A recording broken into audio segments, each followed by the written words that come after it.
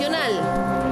Al declararse transmisión comunitaria del COVID-19, la capacidad de atención hospitalaria se verá desbordada en cualquier momento. ¿Qué podemos esperar? Un hospital que se está ya empezando a analizar detenidamente es el hospital psiquiátrico. Además, el contagio a personal sanitario sigue siendo una amenaza para la sostenibilidad del servicio a los pacientes. Hay más de 1.900 funcionarios que han sido incapacitados. Mientras tanto, la Caja enfrenta la nueva ola de contagios con gastos crecientes y menos ingresos. Se estiman para este año 639.772 millones. Esto y más hoy en Estado Nacional. Muy buenos días y bienvenidos a una nueva edición de Estado Nacional, hoy domingo 5 de julio. Sin duda ha sido una semana muy fuerte para todos nosotros como sociedad. Realmente enfrentar la declaración de la transmisión comunitaria del COVID-19 en nuestro país nos enfrenta a una nueva realidad que va a requerir no solo acciones de las autoridades de gobierno y las autoridades sanitarias, sino también de parte de todos nosotros. Precisamente hoy vamos a conversar sobre este riesgo inminente que genera esta transmisión comunitaria y el aumento en hospitalizaciones y agravamiento de algunos de los pacientes en toda la red sanitaria del país. Para ello, quiero darle la bienvenida a nuestros invitados el día de hoy. En primer lugar, el doctor Mario Ruiz, gerente médico de la Caja. Bienvenido, doctor. Buenos días. Una semana muy ocupada y ha tenido usted que llegar con los datos a enseñar proyecciones de lo que vamos a ver. Efectivamente, una semana muy trabajada. Todos los equipos de trabajo están enfocados en esto el 200% del tiempo. Yo quiero agradecerles muchísimo porque todos se han puesto la camiseta impresionantemente en todos los niveles de atención. Ahora vamos a ver cuál es el reto que sugiere esta nueva etapa. También darle la bienvenida al doctor Álvaro Avilés, quien es director del Departamento de Infectología del Hospital México, que también durante todos estos días a través de los medios de comunicación, doctor, ha estado usted ayudando a alfabetizarnos a nosotros, la población, sobre la amenaza que tenemos frente. Muchas gracias, buen día. Sí, tratando de aportar el granito de arena que está al alcance de uno, que al final de cuentas aquí todos los esfuerzos suman. El resultado es de todos. Bueno, de eso vamos a conversar hoy. También quiero darle la bienvenida a otra de nuestras invitadas, la doctora María del Rocío Sáenz, quien fuera exministra de Salud y expresidenta de la Caja Costarricense de Seguro Social, quien esperamos, doctora, nos ayude también con una mirada externa a saber el reto logístico que esto está implicando en un momento para el país. Buenos días, doctora. Buenos días y muchas gracias por esta invitación, esta oportunidad de compartir en este momento tan importante para el país. Gracias. Y nos acompaña también el doctor Carlos Estrada, quien es neumólogo y también nos ha estado ayudando durante todos estos días, doctor, a entender qué es lo que puede hacer cada uno de nosotros desde su comportamiento diario para mitigar esta amenaza. Muchas gracias, Liliana, por la invitación y un saludo para todos en sus casas. Este es un momento importante para el país y quisiera también aprovechar esta discusión que vamos a tener para que todos tomen conciencia de la realidad que estamos enfrentando. Y como mencionaba, la transmisión comunitaria es un reto que tenemos como país y es en conjunto que lo logramos. Bueno, bienvenidos a todos y muchas gracias por acompañarnos aquí en la mesa de Estado Nacional. Tal vez para comenzar, yo sé que todos ustedes en sus hogares han estado viendo noticias durante toda la semana de qué es lo que está pasando, vemos los números de casos, pero veamos este pequeño recuento que pretende darles un vistazo de qué es lo que se puso sobre la mesa esta semana, la capacidad hospitalaria y los riesgos que tenemos en todo el sistema de salud para atender esta amenaza. Veamos. Desde el momento en que el crecimiento de los casos empezó a dispararse exponencialmente y se reportaban 100, 200 o 300 nuevos casos por día, la Caja mostró con cifras el desalentador panorama. La capacidad hospitalaria del país colapsará en un plazo muy corto. Y es que desde antes de la pandemia, Costa Rica arrastraba un rezago en uno de los recursos que frente a esta crisis es clave, las camas de cuidados intensivos. Según un estudio comparativo de la Organización para la Cooperación y el Desarrollo del Comercio, OCDE, la cantidad de camas de cuidados intensivos por cada 100.000 habitantes en Costa Rica antes de la pandemia estaba por debajo del promedio de países OCDE y también muy por debajo del promedio latinoamericano. Claro, hay que considerar que en los casos de Costa Rica, Perú, Uruguay y El Salvador, se contabilizaron solo las UCIs del sector público, mientras que en el resto de países se incluían tanto públicas como privadas. Según los datos dados a conocer por la Caja, el total de camas en hospitales con que contamos es de 5.548. De ese total, 477 están destinadas exclusivamente a pacientes con COVID. Hay otras 2.713 que potencialmente podrían usarse también para la enfermedad, pero actualmente compiten con otras necesidades de pacientes. El resto son unas 2.358 camas especializadas que no podrán usarse para esta emergencia, pues están destinadas a otros padecimientos muy específicos.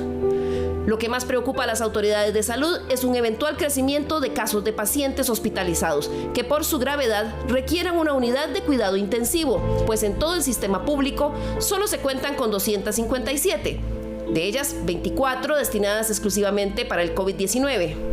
Hay otras 111 utilizadas por pacientes con otras necesidades médicas, pero que eventualmente podrían destinarse a atender la pandemia. El resto, unas 122 camas especializadas, no podrán usarse en esta crisis, pues se requieren para mantener con vida a otro tipo de pacientes. Mientras los casos siguen aumentando, la institución baraja opciones más allá de la reducción de hospitalizaciones que se ha procurado durante los últimos meses. Hospitales de campaña, ¿verdad? Llegar a acuerdos puede ser con hospitales privados para poder tener hospitalizaciones corrientes, para tener más espacio en los hospitales institucionales. Un hospital que se está ya empezando a analizar detenidamente es el hospital psiquiátrico, donde se ha liberado bastante espacio, pero por las mismas condiciones de los pacientes ahí requeriría unos cuidados muy especiales. El dilema que enfrenta la seguridad social frente a la pandemia va más allá de solamente un eventual colapso de hospitales. El incremento de gastos, unido a la reducción de ingresos de la Caja, también juega en contra. Esta semana, el gerente financiero de la institución expuso en el Congreso cuánto están proyectando será el impacto financiero de atender la pandemia de aquí a diciembre. Los efectos del COVID en el salud por disminución de ingresos y aumentos de gastos, y en IBM solo por la disminución de ingresos, que se estiman para este año en 639.772 millones, llevando un acumulado de abril a junio de 159.468 millones ya con datos reales. Además, los ingresos de la Caja se han reducido debido a que muchas personas, al quedarse sin trabajo, dejan de cotizar. Y por otro lado, la medida que el gobierno implementó para que los patronos que redujeron jornadas laborales pudieran cotizar sobre la base mínima contributiva durante 4 meses también impactó a la baja los ingresos. El Ejecutivo se comprometió a reintegrar ese dinero que se espera esté incluido en el presupuesto extraordinario que Hacienda presentará a la Asamblea Legislativa próximamente. En este momento en la Asamblea Legislativa hay 33.000 millones de colones que están presupuestados para pagar la Caja, de 46.000 millones que la Caja le está cobrando al gobierno por reducción de base mínima contributiva. Y como si el problema de capacidad de camas, aumento del gasto y reducción de ingresos en el sistema de salud fuera poco, también está la afectación que el virus tiene sobre el personal de salud que atiende a los enfermos. También podría colapsar los servicios de salud ante tanto caso de compañeros o compañeras que han tenido incapacidades, porque estas incapacidades se traducen en días no efectivos laborados. Entonces, ante esta falta de funcionarios, pues también podrían colapsar servicios tan indispensables como unidad de cuidados intensivos, por ejemplo. Según los datos del Sindicato Nacional de Enfermería, con corte al 22 de junio, hay 156 funcionarios que habían resultado positivos con el virus del COVID-19. Esos casos provocaron que se tuvieran que emitir alerta sanitaria y enviar a cuarentena a 1.695 funcionarios por haber estado en contacto con los infectados. En total, se habían emitido a esa fecha 18.865 días de incapacidad al personal de la institución.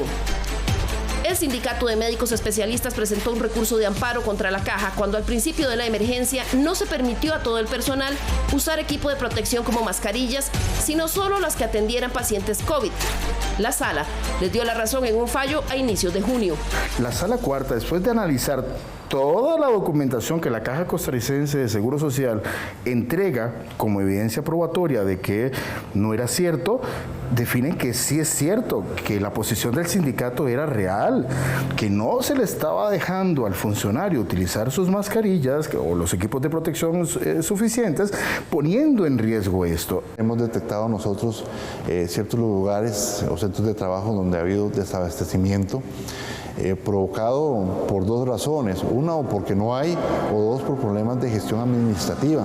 La alta demanda a nivel mundial de equipo de protección también pone a la institución frente al dilema de estar buscando proveedores a nivel internacional y local para abastecerse y lograr así que los pedidos lleguen a tiempo. Bien, ese es el panorama que tenemos. Y tal vez para comenzar aquí en la mesa, doctor Avilés, desde el punto de vista médico, en una forma muy sucinta, recordémosles a la gente qué cambió, qué pasa y por qué fue que se declara la transmisión comunitaria y qué significado tiene eso para todo el país. Cómo no, con todo gusto. Cuando las autoridades del país toman la decisión de hacer una declaración de alerta sanitaria, en primer lugar, meses atrás, lo que estaba era previendo un impacto que era inevitable. Nuestro país no tiene ninguna condición en particular que lo haga diferente de los demás y sin embargo, pues por razones que son muy diversas, nuestro país ha logrado sobrevivir en el área al efecto, al impacto que ha tenido este virus en todos los sentidos, en el campo humano, en el campo social y económico. Ahora, en días recientes, cuando se tiene que tomar la decisión de hacer una declaración de transmisión comunitaria con sentido preventivo, de tipo precautorio, lo que estamos buscando es solamente reafirmar el hecho de que estamos inmersos en una realidad innegable y que inevitablemente nos va, ojalá que yo me equivoque, pero nos va a atropellar a como ha atropellado el resto del mundo. No porque no haya capacidad o voluntad, sino porque simplemente son superadas por la naturaleza del microorganismo. Claro. Doctor Estrada, antes de iniciar el programa conversábamos lo que para usted, la importancia que tiene que entendamos o la población entienda este concepto de comunitaria. Sí, es importante resaltar el hecho de que la palabra transmisión comunitaria lo que nos lleva a reflexionar es que hasta el momento, estamos hablando de una pandemia que hemos enfrentado ya prácticamente 4 meses, hasta el momento se había logrado identificar el nexo de cada persona positiva. O sea, el Ministerio de Salud hacía un esfuerzo y se hace un esfuerzo continuo para saber de dónde venía ese virus, cuáles eran los posibles contactos. El tema es que estamos ya a 4 meses, donde el virus está circulando en comunidad y perdemos ese rastro. Y la posibilidad de que ese rastro fuera inevitablemente, difícil de entender en todos los casos, ya llegó. Era una realidad, como dice el doctor Avilés, era una realidad que era inevitable, pero el punto principal de llamarle transmisión comunitaria tenemos que entenderlo por la definición. Transmisión comunitaria lo que llama es a entender que se perdió la posibilidad de tener el nexo de todos los casos. Eso es lo que significa. Ahora, sí nos debe llamar la atención en el sentido de que es un virus respiratorio que está circulando en comunidad y la única medida que está demostrada, la única solución que podríamos tener, si se quiere llamar así, es mantener la distancia, porque es un virus respiratorio que a la fecha solo se ha demostrado que se transmita entre humanos. Entonces, si yo mantengo la distancia, limito esa posibilidad de que una persona susceptible tenga la posibilidad de enfermar y por mucho tenga una necesidad real de acudir a un hospital y, como bien se comentaba, tal vez inclusive la necesidad de estar en cuidado intensivo saturando los servicios de salud. Claro. El doctor Ruiz, usted hizo el anuncio de el límite, ¿verdad? Este riesgo inminente, por eso le llamábamos a este programa riesgo inminente, de que colapse el sistema hospitalario. Lo hizo desde sábado o domingo, antes de que se declarara ya la transmisión comunitaria. ¿Ya ustedes veían el escenario? ¿A qué días ya podríamos estar hablando de que la capacidad se supere? Sí, nosotros desde que la emergencia comenzó en Wuhan y a inicios de enero se activó el Comité de Emergencias Institucional con participación de todas las gerencias.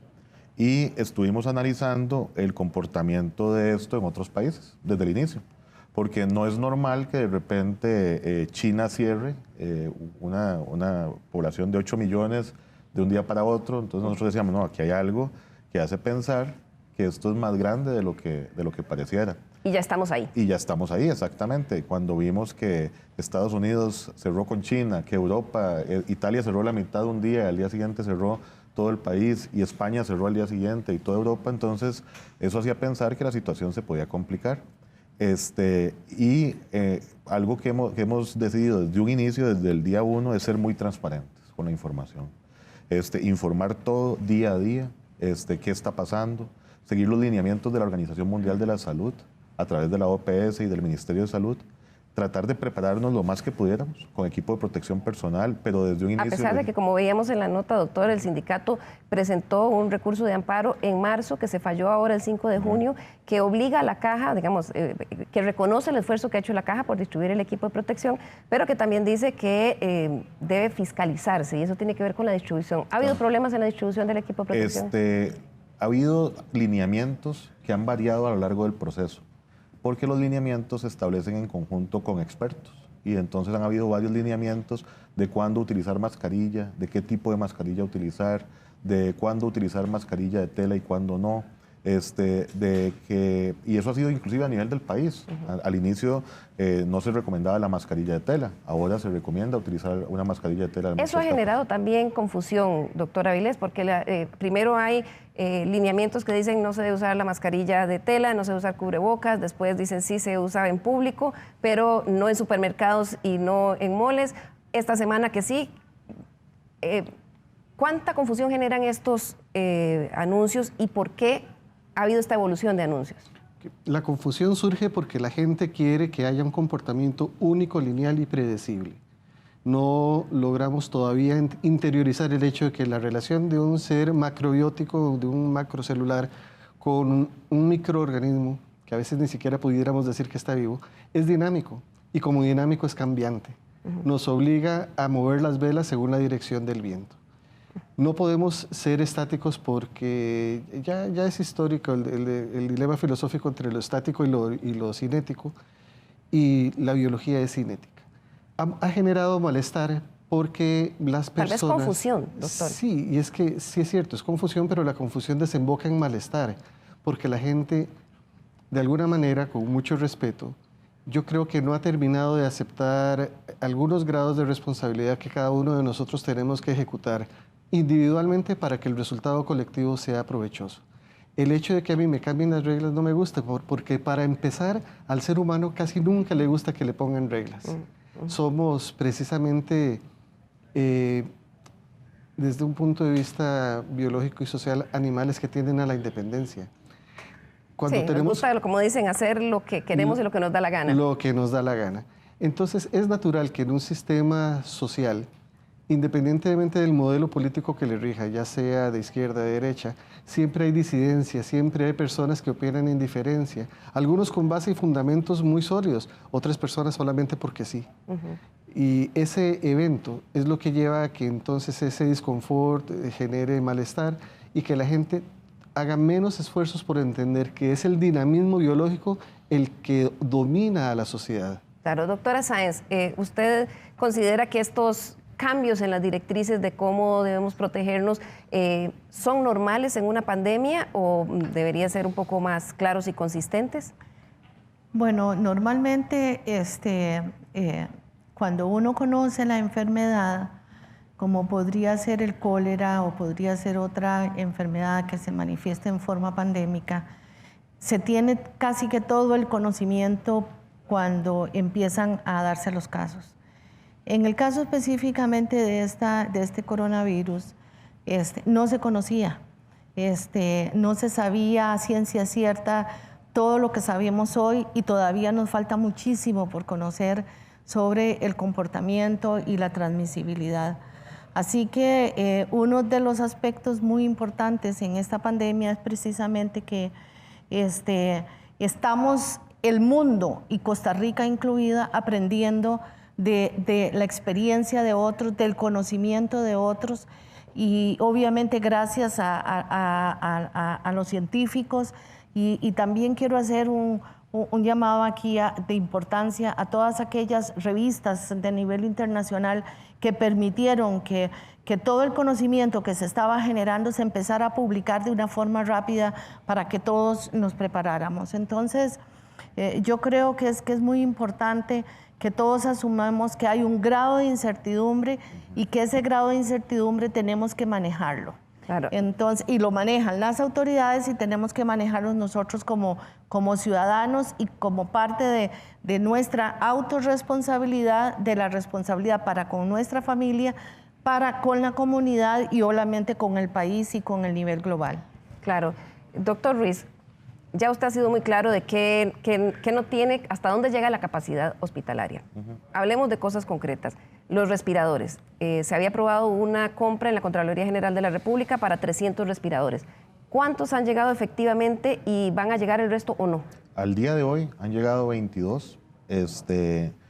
Hoy conversé con Jorge Granados, que es el gerente de infraestructura, y él nos explicaba que inclusive se reunieron con el presidente, las empresas, y ellos dijeron que tal vez los puedan entregar a finales de julio o principios de agosto. Aquí hay que recalcar que esto no está afectando solo al país, sino que está afectando a todo el mundo. Y esto ha afectado también las cadenas de suministros y de entregas. De hecho, han llegado a escasear inclusive medicamentos como el yodo radioactivo, que antes venía y se trasladaba de una forma específica, y hemos tenido a través de la gerencia logística que inclusive negociar con Avianca Cargo, creo, para poder conseguir ese tipo de medicamento. Porque todos los países están tratando de comprar todo al mismo tiempo. Claro. Y equipo de protección, ventiladores, pruebas diagnósticas, y eso genera un canibalismo en el comercio. Entonces, claro. También estaba la posibilidad de que se hicieran el desarrollo de unos respiradores, respiradores en Costa Rica, el Instituto Tecnológico de la Universidad de Costa Rica. Me pareció que en algún medio de comunicación dijo usted que eso sería un plan COD. Con plan COD yo me refiero a que esto tiene que ir por niveles. De hecho, como plan A, se reestructuró el CENAR en un SEACO, que nos permitió tener 88 camas habilitadas. Pero a partir de ahora, ¿cuál es el plan B? Estamos trabajándolo en conjunto con todos los directores de los hospitales nacionales y también los directores de la red de servicios, porque esto implica toda la red, no implica solamente los hospitales, y irá por fases. En el momento que ya no tengamos ventiladores disponibles, ya sea los de salas de operaciones o los que tenemos en la institución, habrá que valorar si es necesario o no, según la cantidad de pacientes, utilizar estos dispositivos, que serían dispositivos casi que de rescate, para poder mantener a las personas con vida. Escuchábamos, doctor, algunos de los directivos con los que conversábamos en la nota hablar de algunas opciones que se estaban barajando. Acondicionar el Hospital Nacional Psiquiátrico para, en cierto momento, tener alguna, sede ahí de SEACO. Recurrir a hospitales privados para rentar camas para otro tipo y hospitales de campaña.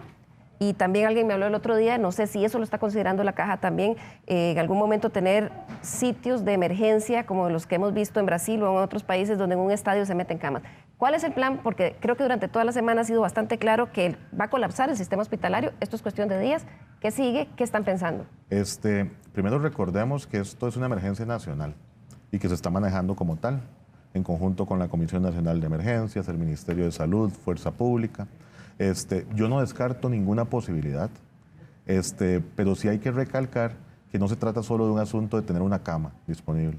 Se trata de los especialistas que manejen la cama, intensivistas, neumólogos, internistas, infectólogos, médicos que estén acostumbrados a ese tipo de manejo de pacientes, enfermeras, que estén acostumbradas o capacitadas para manejar este tipo de pacientes, terapistas respiratorios, insumos de equipo de protección. ¿Salió usted a contratarlas también esta semana? Hizo el anuncio de que se iban a hacer contrataciones. ¿Hay oferentes? Sí, la Caja tiene en estos momentos, creo, como 16,000 personas que han ofrecido los servicios. Pero aquí tenemos que ser claros que también es muy importante la capacitación que reciban estas personas. Tenemos que estar seguros de que son personas que cumplan con los requisitos y que tengan las habilidades y destrezas para completar estas funciones. Es lo que hemos ido haciendo poco a poco en el SEACO, agregando personal, capacitando personal, que lo está capacitando enfermeras, por ejemplo, del San Juan de Dios, del Calderón Guardia, de otros sitios, se han encargado de generar esa capacidad instalada. ¿Esta posibilidad de que el Hospital Nacional Psiquiátrico se pudiera acondicionar se está valorando? Yo no descarto ninguna posibilidad, porque esto se trata de tratar de gestionar lo mejor posible la atención. Pero hay que recalcar que no se trata solo de una cama, Y no se trata, un hospital tiene que tener inclusive gases medicinales, que es lo que permite que el oxígeno llegue a los pacientes. Estamos analizándolo todo, se va a llevar a la Junta Directiva la próxima semana una propuesta integral de atención, pero sí es importante aclarar desde ahora que no vamos a dar abasto. Doctora Sáenz, veíamos el gerente financiero, muy brevemente antes de ir a la pausa, gerente financiero de la Caja fue a la Asamblea Legislativa esta semana a exponer y habló de que el costo o el impacto financiero iba a ser 639.000 millones de aquí a fin de año, de los cuales ya casi 160.000. Y veíamos en la nota el tema de la caída de los ingresos. Usted fue presidenta ejecutiva de la Caja Costarricense de Seguro Social. Sabemos que esta situación va a poner en una prueba, digamos, quizás la más relevante, una prueba de fuego a la institución. Sin duda, este es un momento muy complejo y desde los primeros momentos en el que salió la noticia y se dio a conocer a nivel mundial de este brote y en el país empezaron a tomar las decisiones, yo fui una de las primeras personas que elaboró un documento llamando la atención de que había que poner atención en las medidas que se toman y el impacto que eso iba a tener en la institución. Y yo creo que eso es un aspecto en el que todos tenemos que estar con plena conciencia, porque es un momento en el que se le exige al sistema de salud su mayor eficiencia, su mayor eficacia, donde requerimos que sea más pertinente y más oportuno y a la vez se le reducen los recursos. Entonces aquí aprovecho para hacer un llamado a todos a que estos recursos que no ha recibido la institución tienen que buscarse la forma de cómo restituírselos porque lo necesitamos, porque es una cuestión de vida o muerte. Hablaban, doctora, en la nota de que el hecho de que la institución decidiera bajar la base mínima contributiva para permitir que patronos y trabajadores que se vieron obligados a reducción de jornadas laborales pudieran seguir cotizando, pero no sobre el salario, pues ha tenido un impacto, creo, de más de 40.000 millones que el Poder Ejecutivo se supone está comprometido a reintegrar en un presupuesto extraordinario que está por presentarse. ¿Cuán crítico es eso? Es absolutamente crítico. Tal vez aprovecho para mencionar que una pandemia como la que tenemos ahora empieza con un tema sanitario, pero no es un tema solo sanitario, hay un impacto económico, hay un impacto social y más recientemente a nivel global se ha empezado a sumar el tema político. Es decir, que se conjugan un grupo de factores que tienen que ser abordados en forma integralmente, no es un tema de responsabilidad exclusivo del sector salud, aquí entran todos los sectores y quiero aprovechar en este momento para decir que todos los sectores tienen que estar preparados para echarle la mano, para ser solidarios en este momento con la institución, porque es la que nos puede ayudar en el momento en que más lo necesitamos. Claro. Y obviamente en este sentido vale la pena mencionar que la cantidad de casos que se empiezan a generar a nivel del país, etcétera, exige que también nosotros vayamos planteándonos como país algunos indicadores de éxito del control del brote.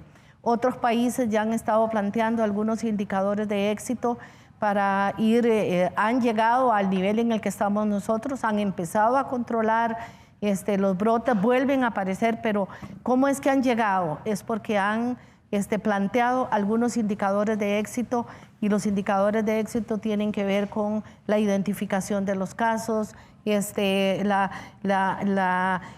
abordar los brotes comunitarios de tal manera que se puedan confinar y empezar a ir controlándolos, obviamente el equipamiento, todo el tema que tiene que ver con las medidas de higiene, que no debemos de dejarlas. Y un caso que últimamente está surgiendo como una gran preocupación muy personal es que las personas sienten que esto no es cierto y entonces se reúnen, no toman las medidas, se ponen en riesgo a otros y aquí es donde más tenemos que apuntalar la responsabilidad personal, familiar, comunitaria y de país. Así es. Muchas gracias, doctora. Vamos a hacer aquí nuestro primer corte para ir a una pausa comercial y ya regresamos con algo que mencionó la doctora y que es muy importante y vital. datos, transparencia en los datos. Ya volvemos.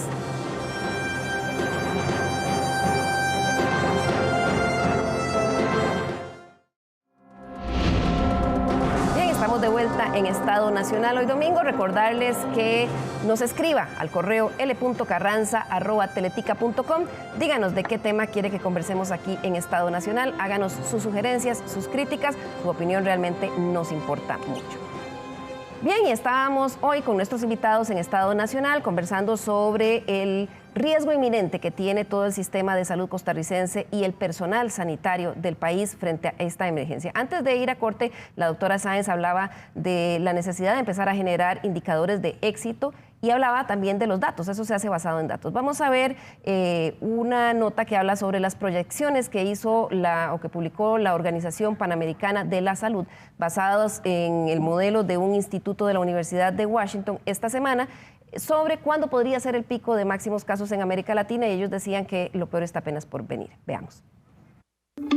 Esta semana la Organización Panamericana de la Salud fue muy contundente en afirmar que los próximos 3 meses la pandemia se hará sentir sin piedad en América Latina y el Caribe, según los modelos de proyecciones del Instituto de Salud, Métrica y Evaluación de la Universidad de Washington.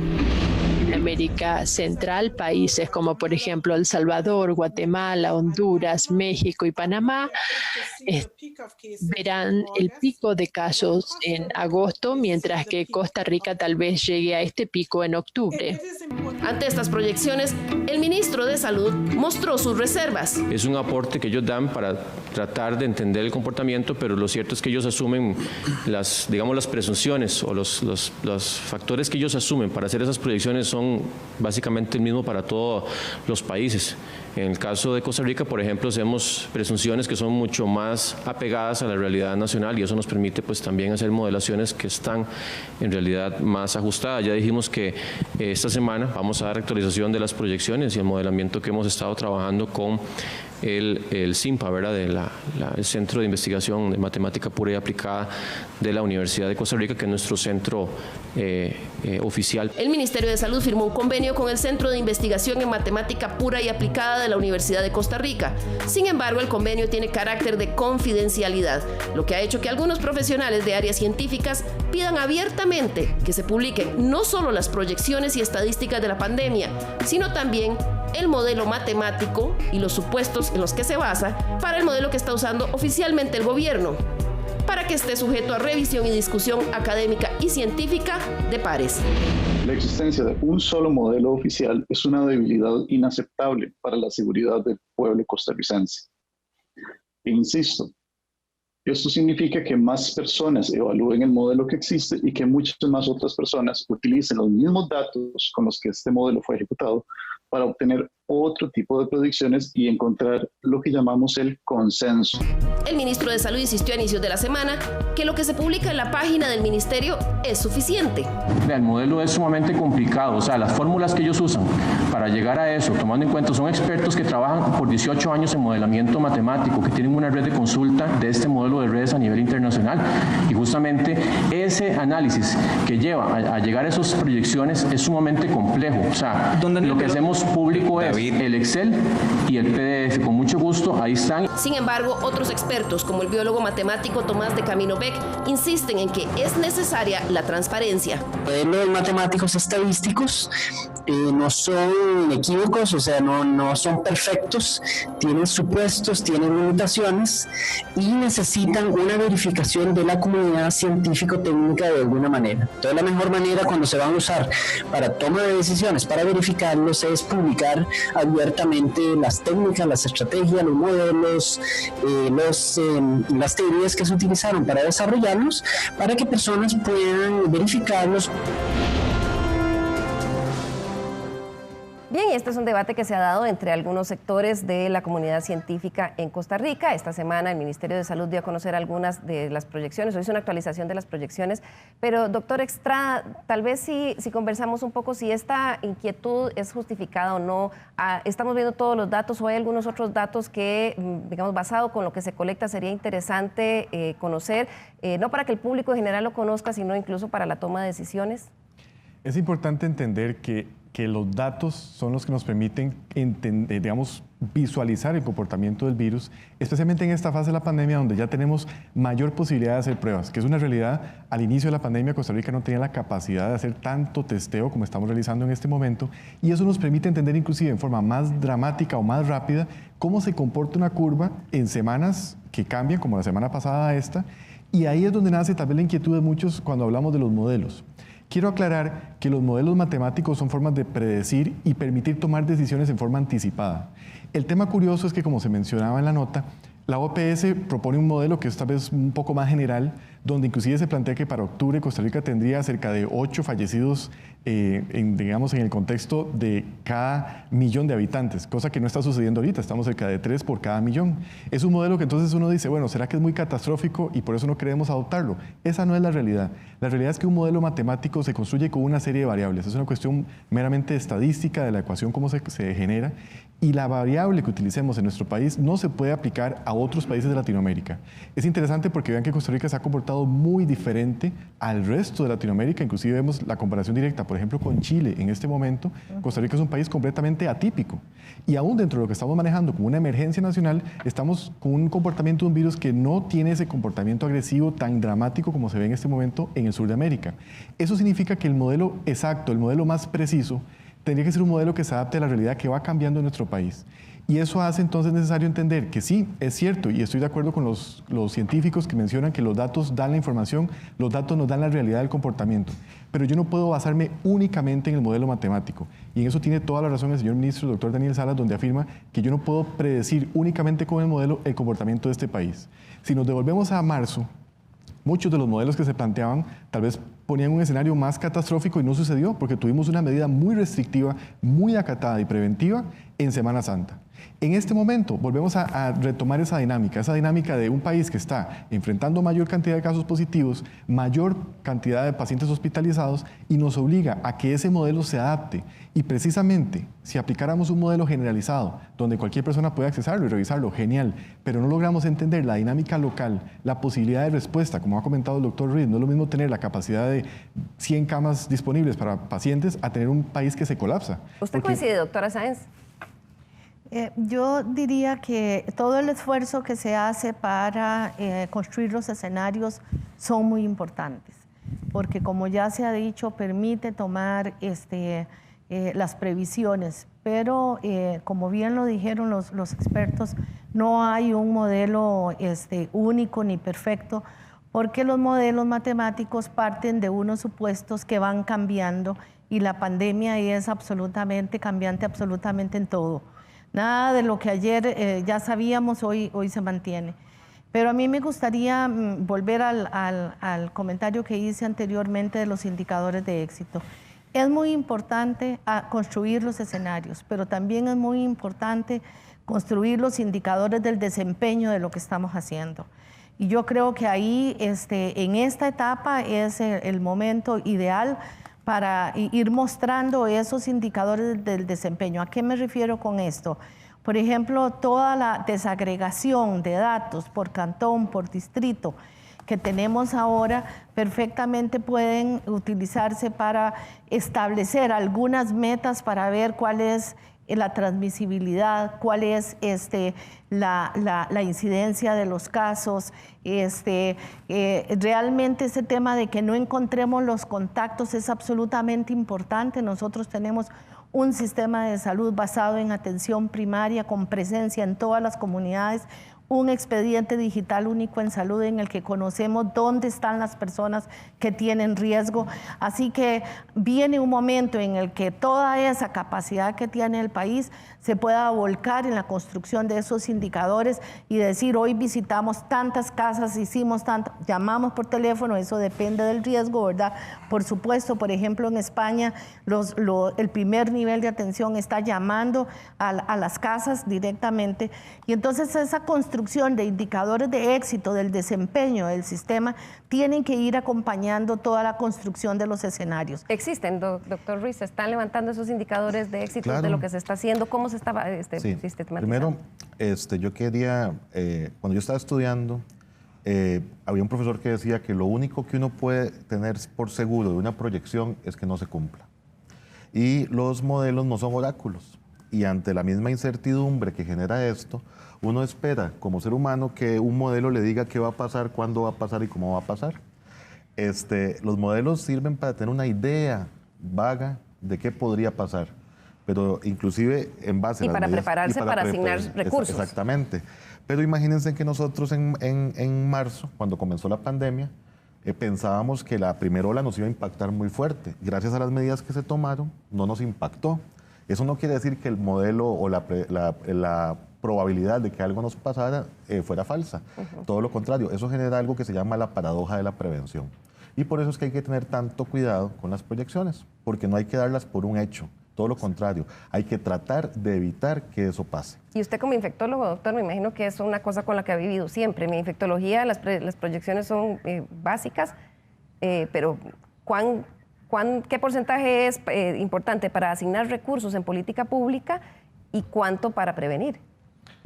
Así es, las proyecciones son parte del devenir de todo un médico, no solo de nosotros los infectólogos. Todos necesitamos administrar los recursos que son finitos y son escasos.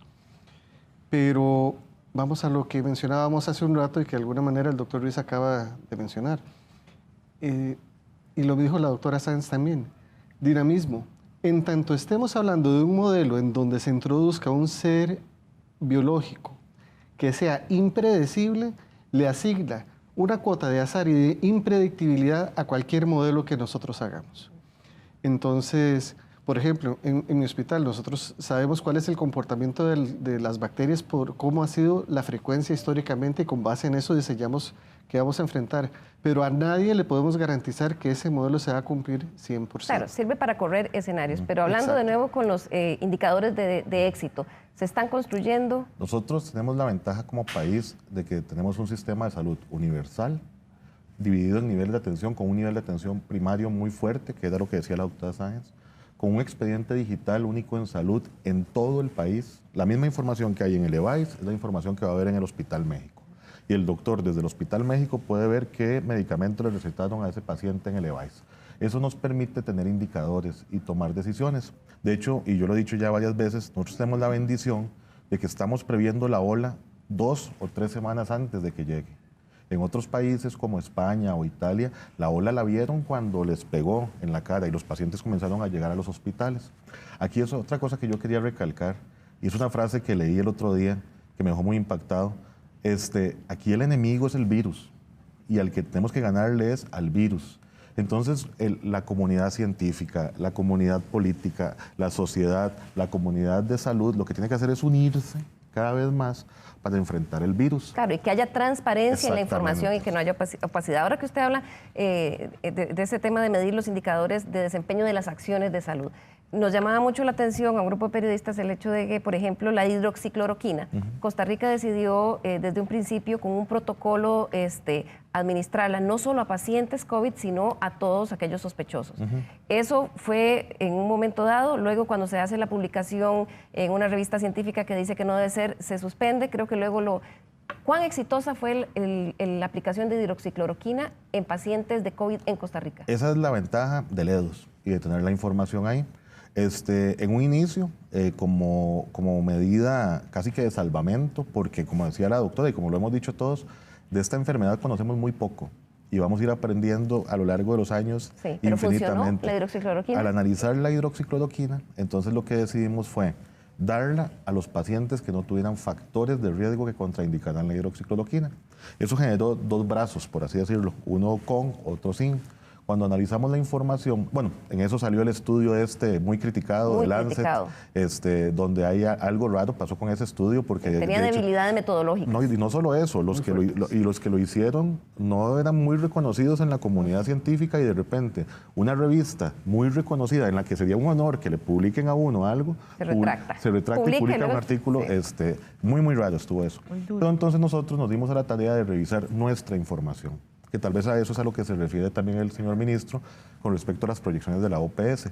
Nosotros tenemos un entorno diferente, en donde tenemos datos casi que en tiempo real. Claro, pero con hidroxicloroquina, ¿funcionó o no funcionó? Lo que logramos evidenciar fue que no hay una diferencia estadísticamente significativa en el beneficio entre los pacientes a los que se les daba y a los que no se les daba. Ok, no hay diferencia. Exactamente. Doctor, porque pero, el tiempo... nada más ahí quería recalcar, pero tampoco se evidenció que hubiera un daño. No había, riesgo. Ajá, no había un riesgo. Entonces, ¿Se está usando ahora o ya se dejó ya usar? se suspendió, pero se surgió también otra hipótesis que se está analizando. ¿Qué pasa si la hidroxicloroquina logra prevenir el contagio? Pero esa hipótesis está ahí trabajando y es mera hipótesis. Sí, que sujeta a prueba. Exactamente.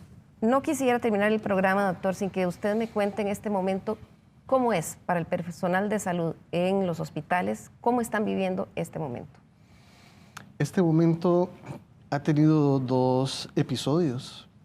Cuando empezó todo esto, el nivel de preparación fue intenso, el nivel de ansiedad creció a niveles tóxicos y usted el aire lo cortaba con cuchillo porque usted se acercaba a la gente y la gente de una manera tradicional se quería acercar a darle un abrazo, un saludo a usted, pero de inmediato la persona echaba para atrás y eso es humanamente doloroso.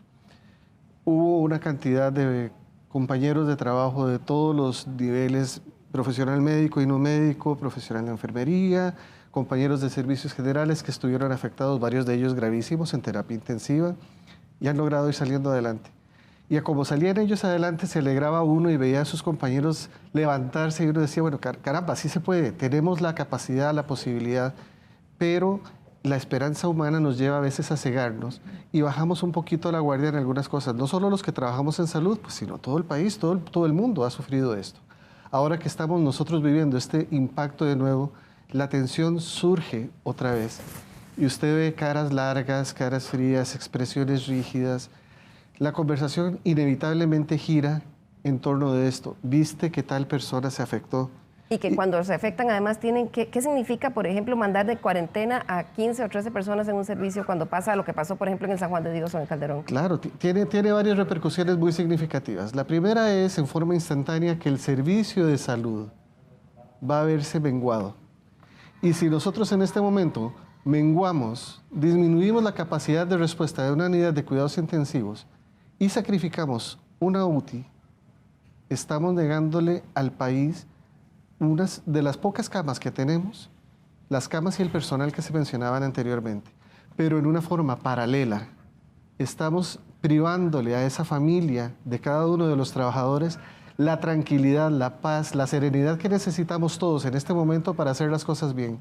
Porque si a mí me aíslan, aparte que me va a doler no poder abrazar a mi gente, no poder darle un beso a mi gente, yo voy a ser el fantasma de la inmediatez de una amenaza de vida. Y entonces no es el hecho de que yo esté encerrado en un cuarto, es el hecho de que eso me puede afectar a mí, puede afectar a mi familia, puede afectar a mi comunidad, porque ya vimos que en algunas ocasiones hay gente que ha sido rechazada por ir con un uniforme que trabaja en salud. Ya está pasando eso. Ya pasó.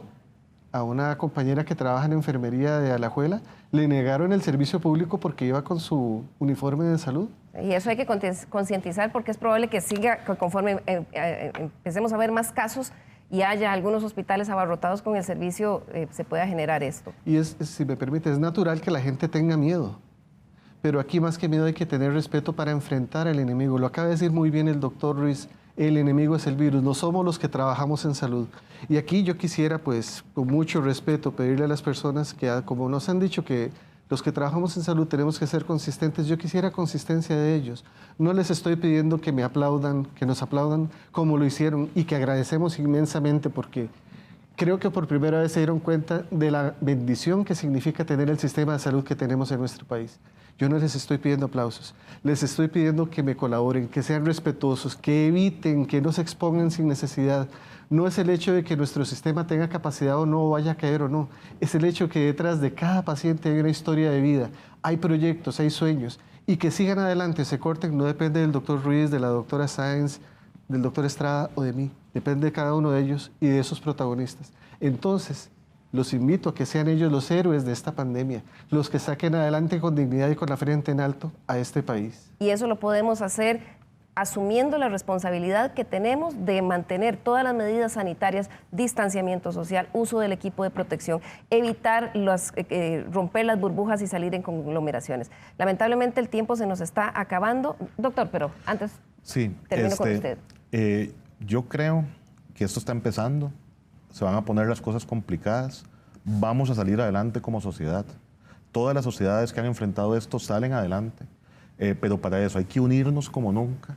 Tenemos que tener mucha esperanza, mucha fe, mucha solidaridad. La solidaridad aquí es fundamental. Cuidarnos entre todos, y esta guerra no se gana en los hospitales. Ahí la vamos a pelear todos. Yo estoy seguro de que todos vamos a pelearla en los hospitales, pero se gana evitando que la gente se contagie en las casas, cuando van para el trabajo y en los trabajos. Cuando usted dice esto se va a poner feo, se va a poner complicado, usted decía esta semana en algunas de las conferencias de prensa, ¿se va a morir gente? ¿Cómo lo dijo, doctor, usted? Sí, se va a morir gente. Se puede morir gente en la casa, en la calle, en los hospitales, en los servicios de emergencias, porque una vez que la gente ya está enferma, contagia a más personas. Por eso, la única forma de evitar eso es evitando el contagio. Claro. Vamos a ir cerrando ya el programa y voy a pedirle a cada uno de nuestros invitados que en un minuto nos haga una reflexión de conclusión del programa. Empezamos con usted, doctor Carlos Estrada. Una de las partes importantes de todo este fenómeno y en este momento de la pandemia es comprender que la única herramienta con la que contamos es mantener la distancia. El distanciamiento social es la clave para que en esta fase no se afecten y no se transmita el virus a los pacientes más susceptibles, a la persona que queremos, mamá, papá o el abuelito que puede enfermar, o una persona con un factor de riesgo, porque ellos son los que pueden llegar a un hospital y eventualmente necesitar una atención médica que podría estar colapsado si no acatamos las medidas. Muchas gracias, doctor Estrada. Doctora María del Rocío Sáenz. Bueno, yo quisiera abordar el tema desde el autocuidado. Es un momento para que nos autocuidemos, cuidemos a nuestros familiares, cuidemos a nuestra comunidad, cuidemos a nuestros adultos mayores y los protejamos, que somos los que están en mayor riesgo de tener un caso fatal. Y obviamente en ese autocuido surge el que tomemos las medidas, nos lavemos las manos, mantengamos el distanciamiento social, todas las medidas de la protección del estornudo, la protección de equipo personal.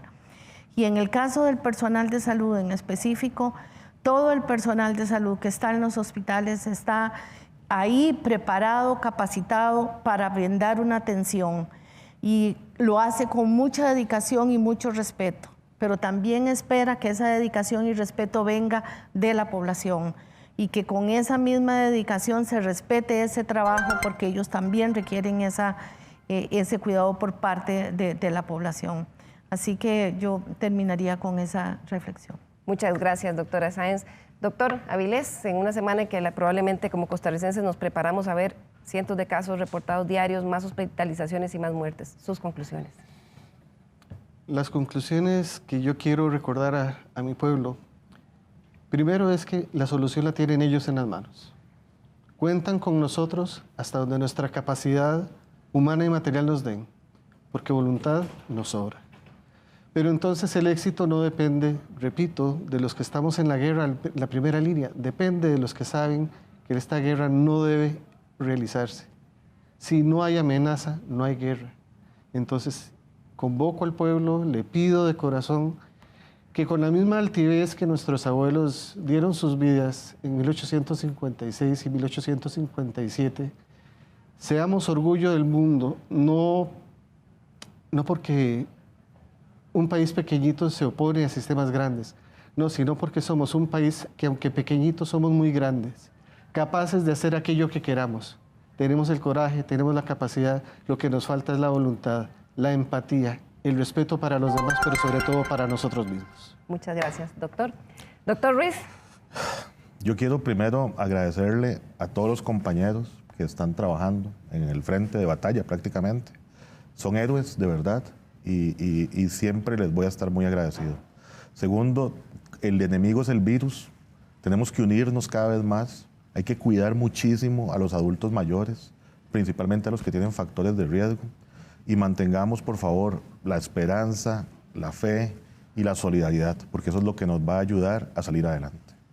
Muchísimas gracias, doctor, y mucha suerte, porque realmente tienen toda una una jornada que está iniciando. Ojalá que esta propuesta integral que van a presentar para atender la emergencia pues encuentre asidero, y sobre todo también el hecho de que el presupuesto extraordinario de la República debe llevar también el reintegro del dinero para la Caja Costarricense de Seguro Social, que ha dejado de percibir por el tema de la reducción de jornadas y la reducción de la base mínima contributiva. Pero recuerde, usted en la casa, usted con su familia, nosotros, yo con la mía, lo más importante es que usted entienda que la responsabilidad personal de cada uno de nosotros es lo que va a determinar la diferencia de si tenemos cientos o miles de muertos. No lo olvide cada día que se levanta y en el transcurso del día. Bien, llegamos aquí al final del programa. Esperamos que la próxima semana de nuevo nos acompañe aquí en Estado Nacional, domingo de 10 a 11 de la mañana. Muy buenos días.